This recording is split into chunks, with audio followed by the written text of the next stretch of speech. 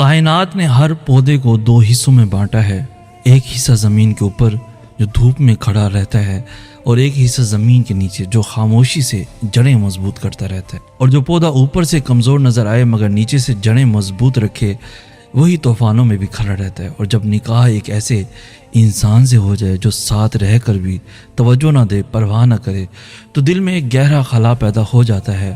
آج کی اس ویڈیو کے کسی بھی حصے کو مس مت کرنا، کیونکہ جو راز میں آج بتانے والا ہوں وہ اس خلا کو بھرنے کا راستہ دکھائیں گے۔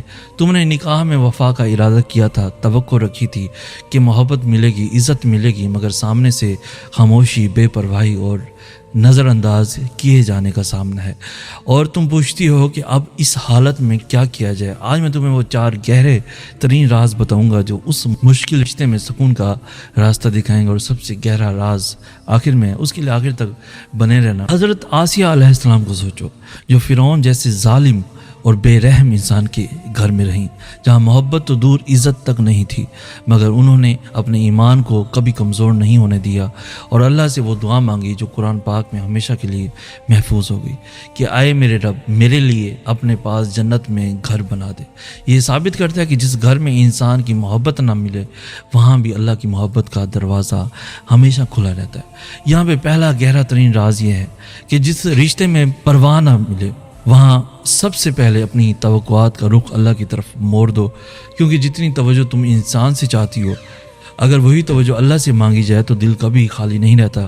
جو دل اللہ سے جڑ جائے اسے مخلوق کی بے پرواہی اندر سے توڑ نہیں سکتی۔ یہاں پہ مولا علی علیہ السلام نے فرمایا کہ جس نے اللہ کو پالے اسے کسی کی بے رخی کبھی تنہا نہیں کر سکتی۔ یہ راز یاد رکھنا، کیونکہ آخر میں اس سے بھی گہری بات آنے والی ہے۔ دوسرا گہرا ترین راز یہ ہے کہ جس شخص سے پرواہ نہیں ملتی اس کے رویے کو بدلنے کی کوشش سے پہلے اپنی دعا کا انداز بدلو، یعنی اس کے دل کی نرمی کے لیے اللہ سے مانگو، کیونکہ دلوں کی باغ صرف اللہ کے ہاتھ میں ہے۔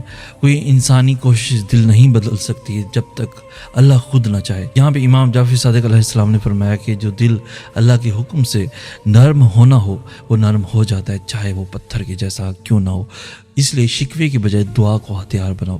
تیسرا گہرا ترین راز یہ ہے کہ اپنی عزت نفس کو کبھی اس بے پرواہی کی نظر مت کرو، یعنی اپنا حق نرمی سے مگر واضح انداز میں بیان کرنا شرعاً اور اخلاقاً تمہارا حق ہے۔ خاموشی کبھی کبھار مسئلے کو حل نہیں کرتی بلکہ بڑھا دیتی ہے۔ اسلام نے عورت کو حق دیا ہے کہ وہ اپنی محبت اور توجہ کا تقاضا کرے، اور اگر یہ رویہ نہ بدلے تو گھر کے بڑوں یا کسی معتبر شخص کے ذریعے بات پہنچانا بھی جائز اور ضروری ہے۔ یہاں پہ مولا علی علیہ السلام نے فرمایا کہ جو اپنا حق خاموشی سے کھو دے وہ ظلم میں خود شریک ہو جاتا ہے، اس لیے حکمت سے اپنی بات ضرور رکھو۔ چوتھا اور سب سے گہرا ترین راز یہ ہے، اور یہ وہ سچائی ہے سب سے کم لوگ سمجھتے ہیں، وہ یہ ہے کہ جس دل نے بے پرواہی کے باوجود صبر اور کردار نہیں چھوڑا اس کا اجر اللہ کے ہاں ضائع نہیں ہوتا۔ قرآن پاک میں اللہ نے فرمایا کہ نیکی کرنے والوں کا اجر کبھی ضائع نہیں کرتا، یعنی جو وفا تم نے نبھائی، جو صبر تم نے کیا، اس کا حساب اللہ کے پاس محفوظ ہے، چاہے سامنے والا انسان اس کی قدر نہ ہی کرے۔ اور اگر حالات واقعی ناقابل برداشت ہو جائیں تو اسلام نے عورت کو راستہ بھی دیا ہے کہ وہ اپنی عزت اور سکون کے تحفظ کے لیے مناسب فیصلہ کرے۔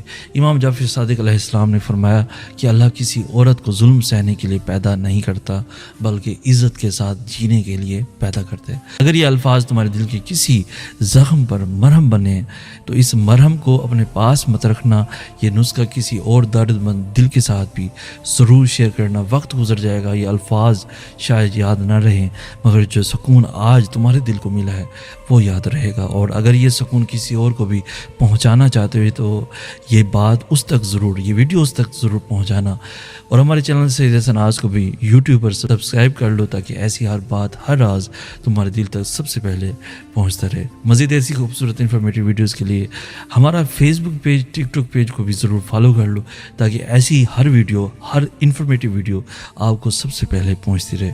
ملتے ہیں نیکسٹ ویڈیو میں، تب تک کے لیے اللہ ہو آپ کا حامی و ناصر۔